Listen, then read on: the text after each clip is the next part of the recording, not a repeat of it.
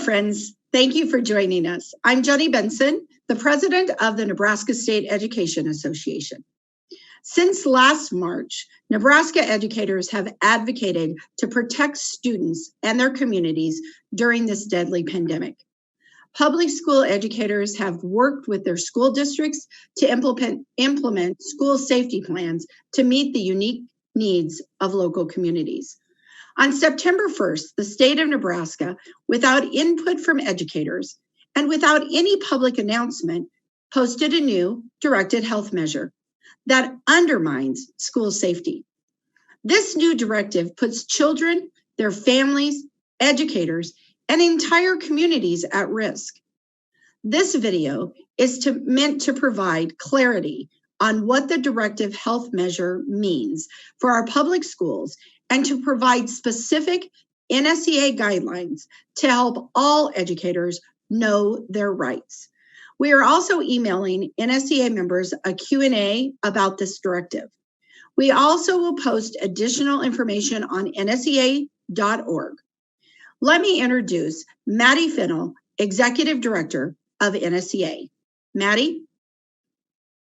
I get the pleasure of introducing to all of you our fantastic NSEA legal counsel team.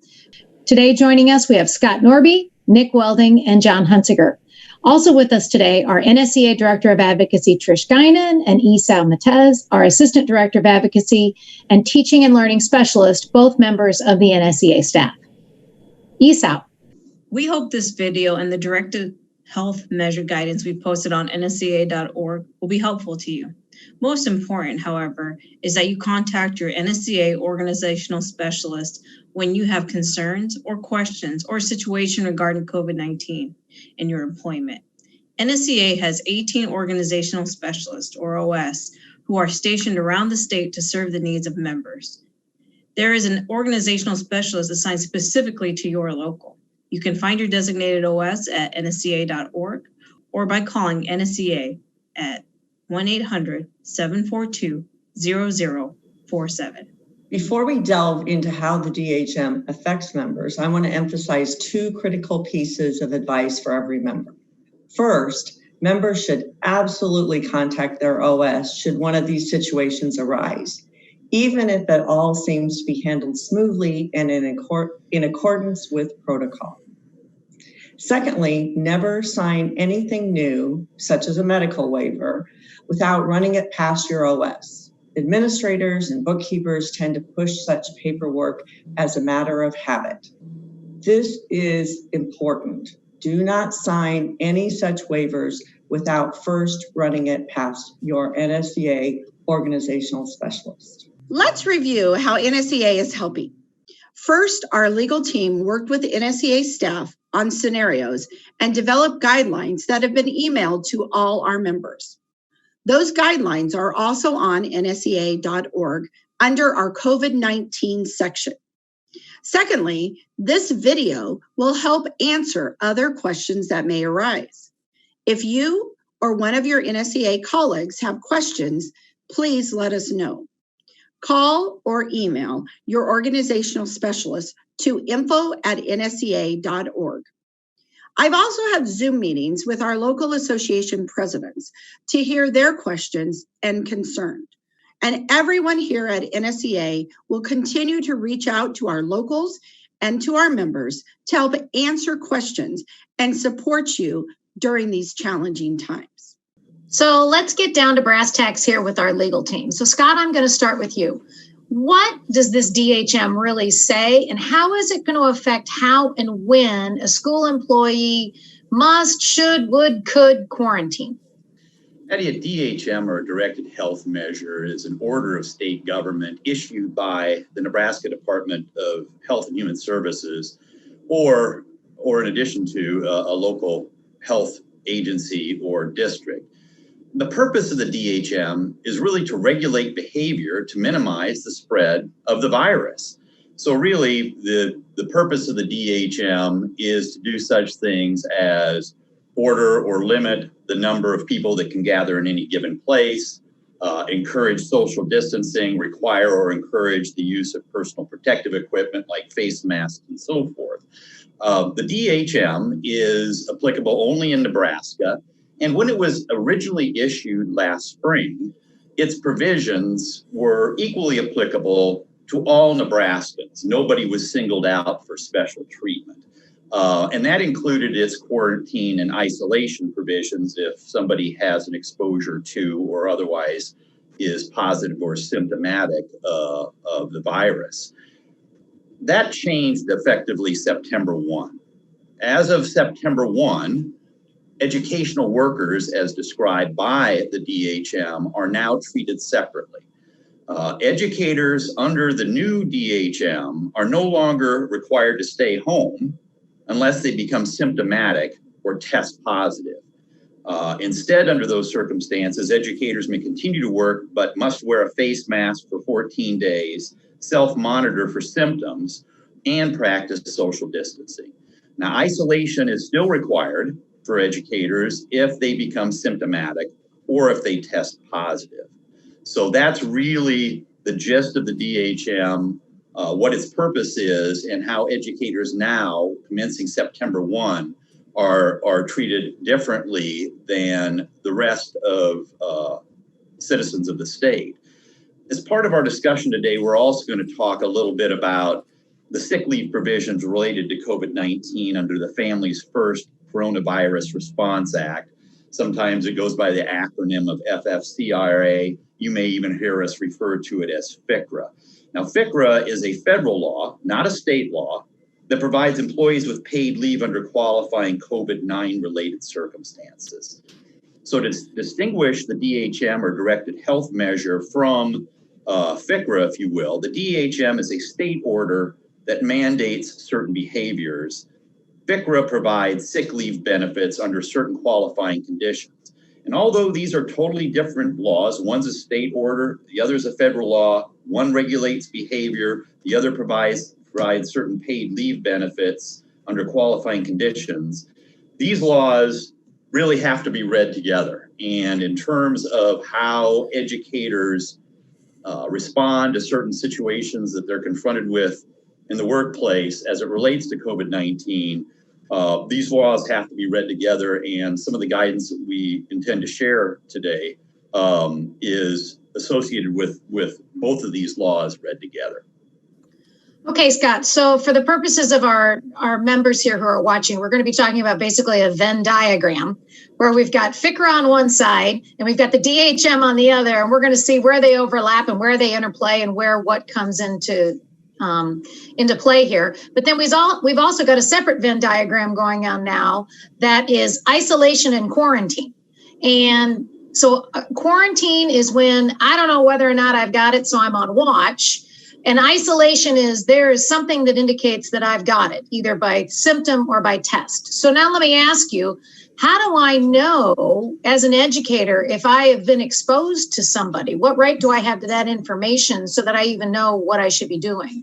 Okay, so the question is, how does an educator know if they've been exposed to a student or a staff member that's tested positive for COVID-19?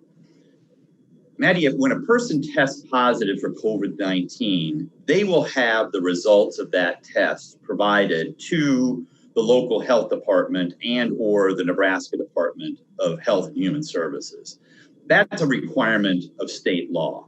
So when that occurs, a contact tracer will contact that individual and interview them to determine whether or not they have had contacts within a relevant period of time so that the health authorities can determine who else may have had a material exposure to the virus and then be contacted themselves so that they can be informed of that and be advised how they should proceed. So when those individuals are contacted by the health department, they will then be informed of that exposure and given instructions as to what to do. Now where educators and students are involved, I would expect that the school would also be informed. Now, certainly in a school setting, if one person has a material exposure or a contact that is reportable, it's likely that more than one will be affected. And so the way this process works is one of your colleagues may be informed before you are. They inform the school. So who knows, you may actually hear from the school first before you're even contacted by the contact tracer. So that shouldn't surprise you. And so the question of who will I hear from? Well, you'll hear from a contact tracer in the normal course, presumably, but don't be shocked if you hear it from your administrator first, because that would make sense in a school setting that somebody else would likely have a similar exposure. And of course, then that information is communicated to the school authorities. I would say this with regard to issues of the identity of people affected by COVID-19. Individuals who test positive for COVID-19 have a right to have their personal health information kept confidential, as do all of us. So when you're contacted by one of these contact tracers, if you find yourself in the unfortunate position where you get that phone call, right?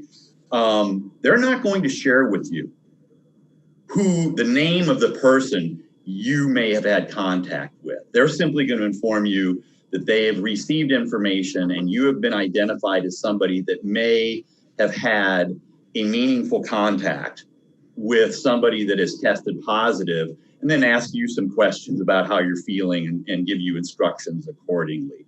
But they're not going to identify the name of that person for you. Okay, good. So, Nick, what do I do if my health status makes me feel like I'm particularly vulnerable to this? Like, I know I have some pre-existing conditions or comorbidities that could make me more vulnerable. What are my rights then? Sure. So the question is, what if my health status leaves me particularly vulnerable to contracting COVID-19? And I'll tell you, Maddie, that's a very good question, but it's also a very complex and challenging question. And it's one that our office has been dealing with for a while, even well before this new DHM. And the reason we've been dealing with this particular question or scenario long before the new DHM is because it really creates a lot of legal issues outside of the DHM. For example, I can think of legal issues presented by this scenario under FFCRA itself, as well as under the Americans with Disabilities Act, or ADA, which I'm sure most have at least heard of.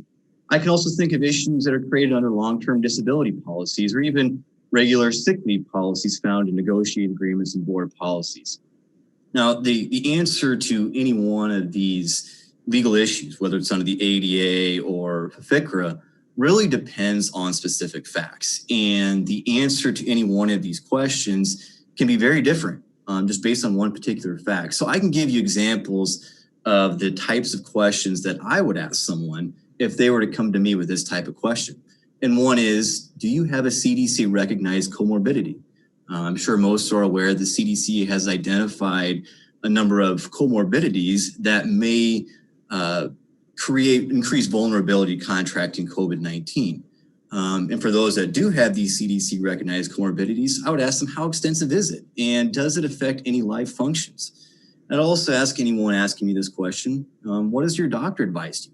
Have they advised you or identified any accommodations that may be available in your workplace? Are there others in your home that may have CDC recognized comorbidities or increased vulnerability to contracting COVID-19? And finally, I would ask someone, does your school district offer remote learning?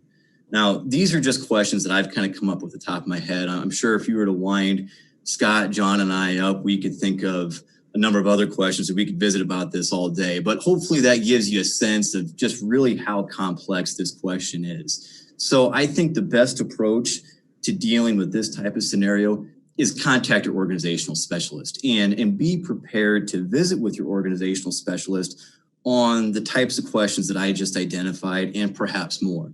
And based on that information, a strategy can be developed on how to best address those who do feel as though that they are particularly vulnerable to contracting COVID-19. Thanks so much, Nick. So, John, because we like asking challenging questions, that's what we pay the attorneys for. John, what do you do if you get a negative result on your COVID-19, but you still have the symptoms? We've all seen and read about that happening. You bet. So, and as you mentioned, this question, as far as I see the other questions, is one of the more simple ones for me to answer. So as mentioned, the question is, what should you do if you get a negative result on your COVID-19 test but have symptoms. And I view this answer as a fairly straightforward one, which is, frankly, if you're not well enough to work, you may stay home as permitted by your contractual sick leave provisions, period. I mean, I view this as being quite similar to you being sick under any other circumstances before we had COVID-19. So the only suggestion that I would have under these circumstances is to submit a request for sick leave, and then, of course, if necessary, contact your healthcare provider as you see fit. There are a number of different scenarios that this could lead into from there. And for those, I would just suggest that everyone review that guidance that I know is being shared with NSEA members. But for the most part, this one's fairly straightforward. If you're sick, work on staying home in line with your contractual provisions. That makes a lot of sense. So, Nick, let's go back to the FFCRA, as you call it, the Families First Coronavirus Response Act. So if under FFCRA, you go to your doctor, you think you've got some symptoms, he's told you to take a COVID-19 test. So your doctor says, hey, go home and stay home, but until you get your test results, but the new DHM says you can come to school. What are members supposed to do? Sure. So again, this raises the question of, do you qualify for paid leave under FFCRA while you are waiting at home or waiting for your COVID-19 test results? So first, let's just kind of very briefly go over what FFCRA provides for. And FFCRA provides for paid leave under certain qualifying reasons.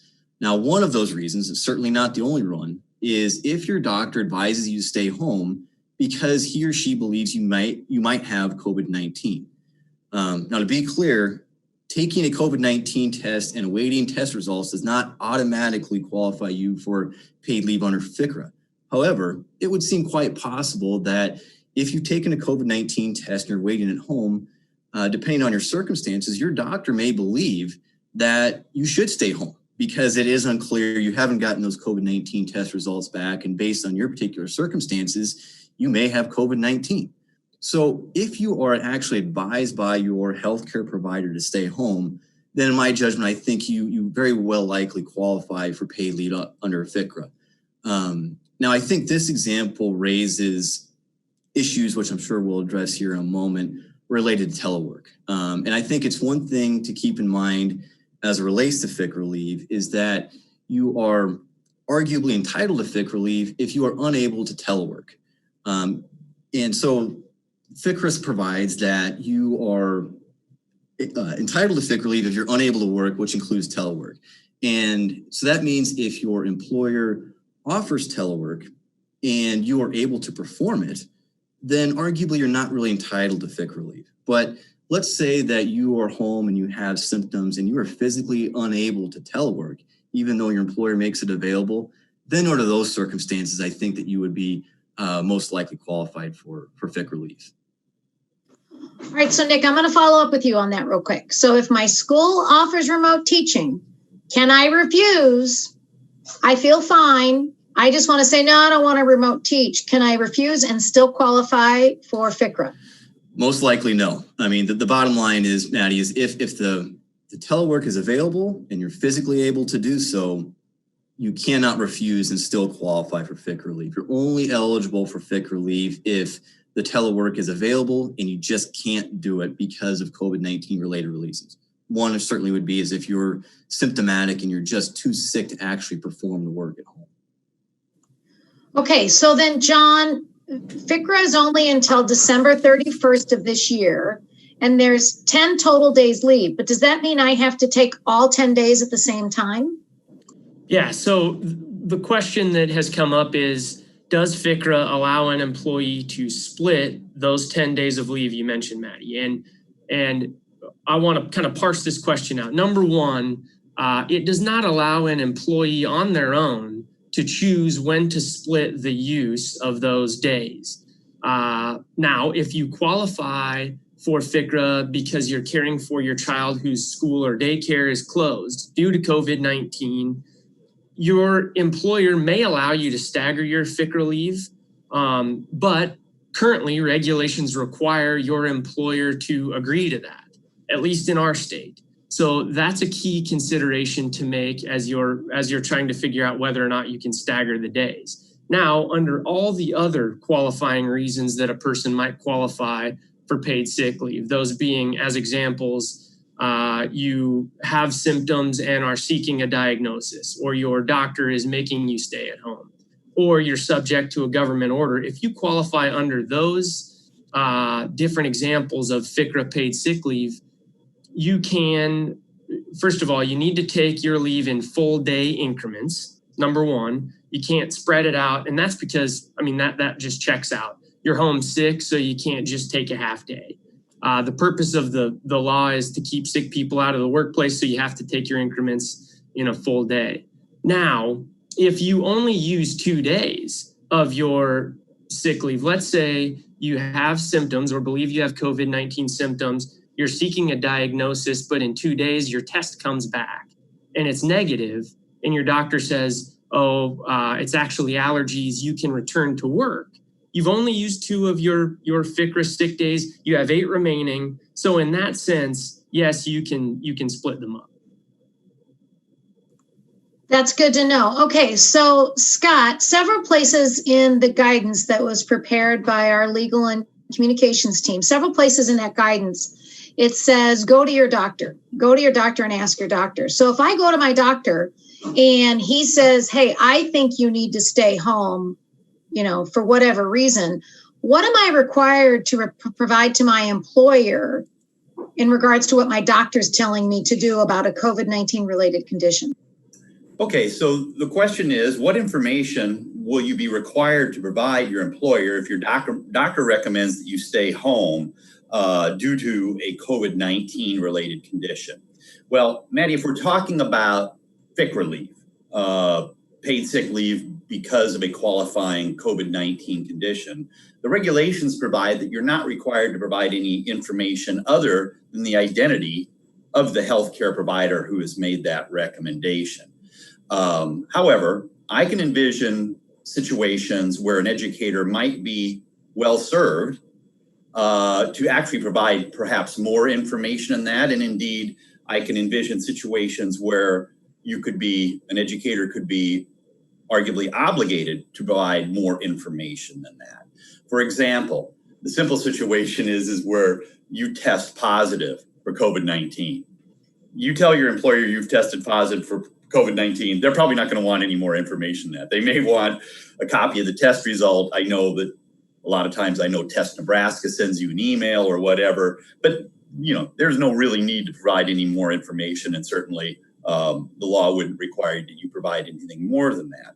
On the other hand, going back to the question you asked Nick about those educators who may feel uncomfortable due to their own personal health condition, or indeed those of their family at home, continuing to work in the workplace, and they contact their doctor, or indeed their doctor tells them because of their personal health condition, they ought to stay home or seek other accommodations. In those types of situations, frankly, an employer, if you're seeking accommodations under the Americans with Disabilities Act, is entitled to more information.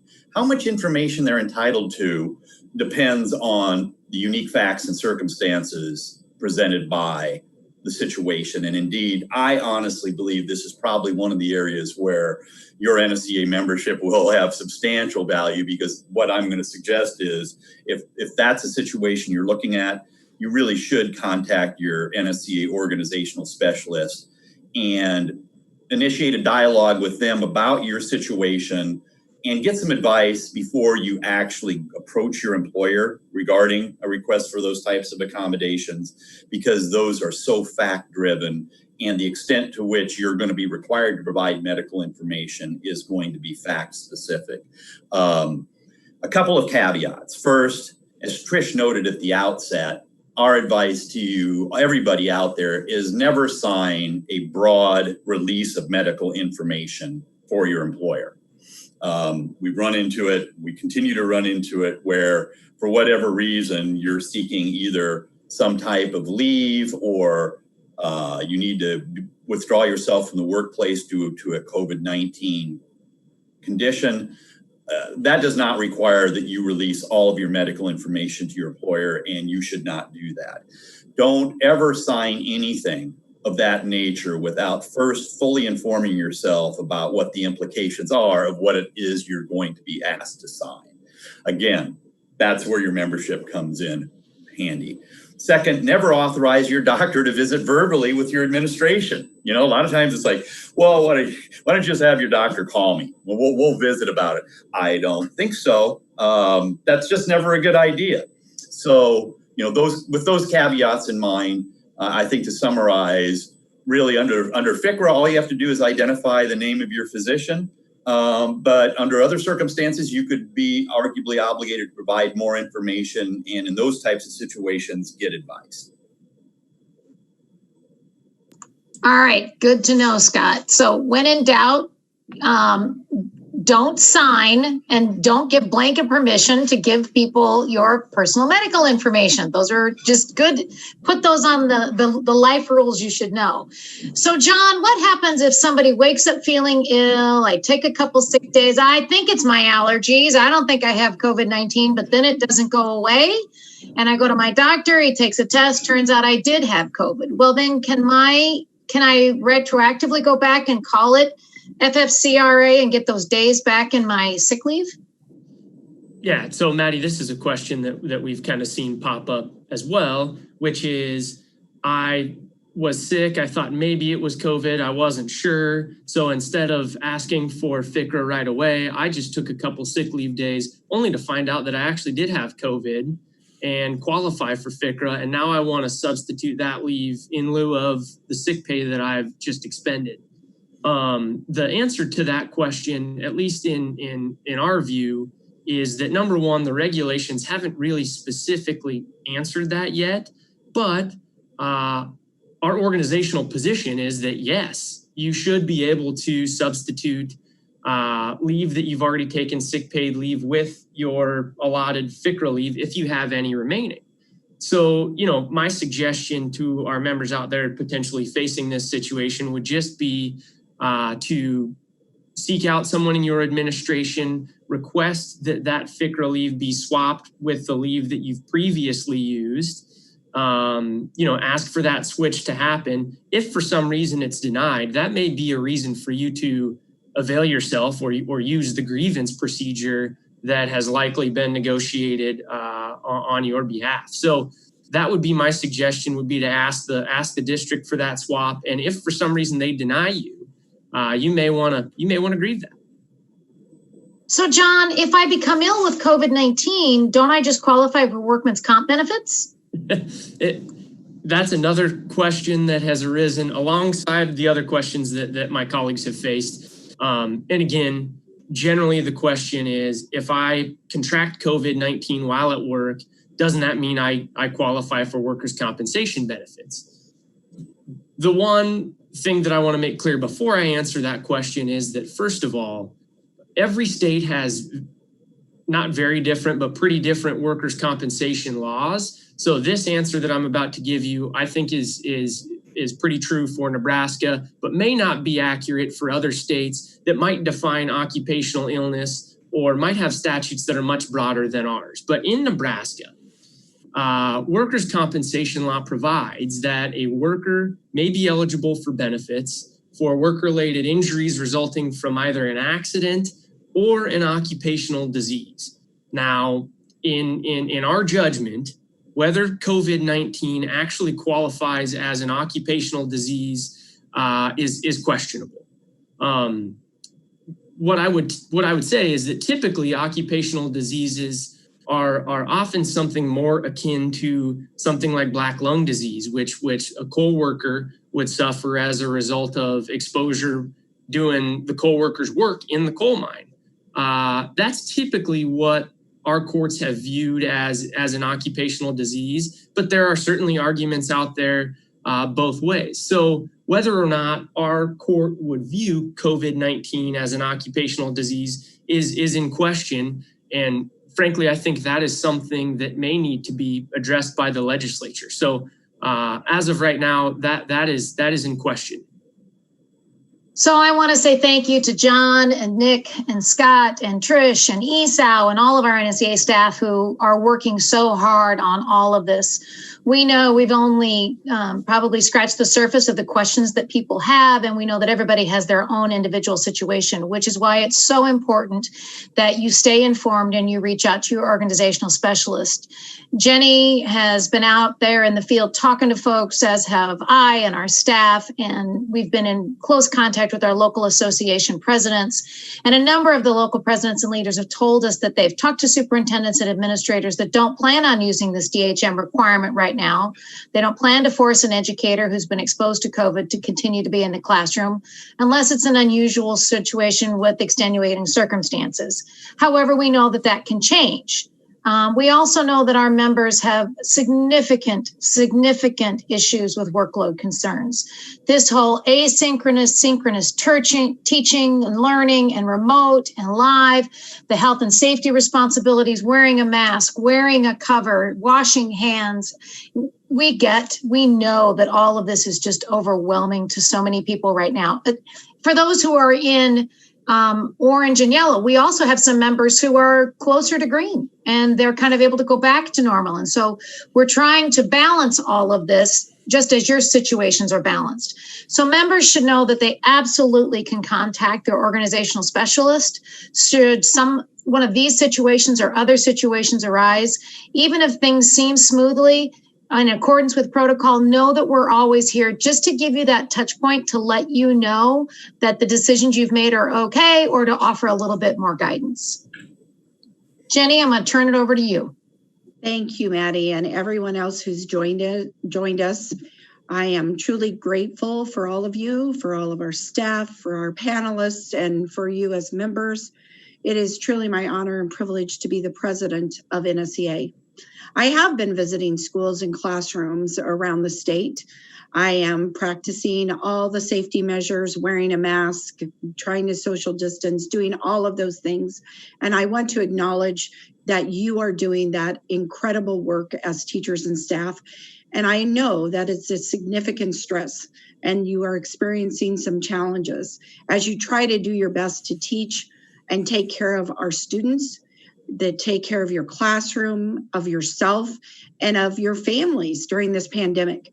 I know it's exhausting and I know it's frustrating. And I want you to know that I know you are wanting to do your very best and it's incredibly challenging. I appreciate the connections you continue to make with your students. And I want you to know that you are valued and you are appreciated. And our thanks also go out to our local leaders who are working on your behalf across the state. Please know that NSEA is here for you. Our staff and our leaders are here to help you in any way we can all along the way. Do not hesitate to contact NSEA.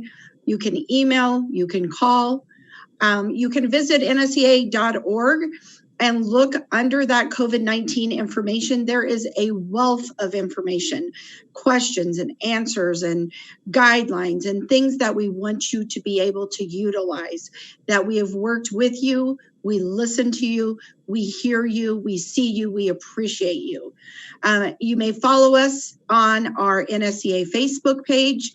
It is updated frequently, and I know you're busy. I understand that, and we want to provide you with the very best that we can provide you with, and we appreciate the fact that you are working as hard as you can work, and we want the public to understand that as well as our elected officials. So thank you for joining us today, and we will be in touch.